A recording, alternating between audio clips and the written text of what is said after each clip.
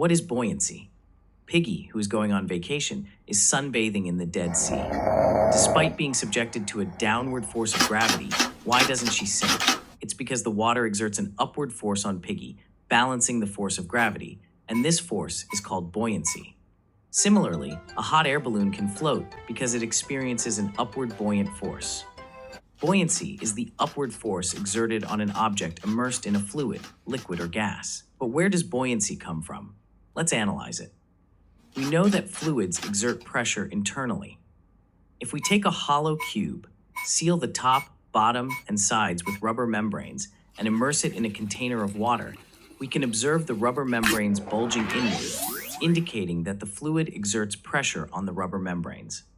The bulging on the left and right sides is the same because it's the same fluid at the same depth, so the pressure is equal in all directions.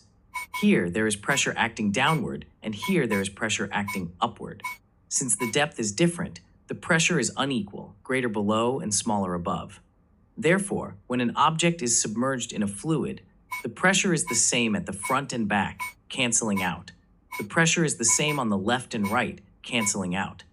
The depth of the upper and lower surfaces is h1, h2. h2 is greater than h1. According to P equals rho gh, the pressure P2 exerted by the fluid on the lower surface is greater than the pressure P1 exerted by the fluid on the upper surface. Since P equal F by S, we have F equal PS. Since the upper and lower surfaces have the same area, P2 is greater than P1. Therefore, the pressure F2 exerted by the fluid on the lower surface of the object is greater than the pressure F1 exerted by the fluid on the upper surface. And the difference in pressure F2 minus F1 is the buoyant force Fb. The essence of buoyancy is the difference in pressure exerted by the fluid on the upper and lower surfaces of the object.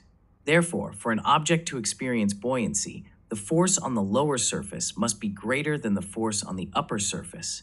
The pressure difference must be greater than zero, and the resultant force must be vertically upward. Have you learned it? Feel free to like and follow Dynamic Classroom for more updates. See you next time. Bye-bye.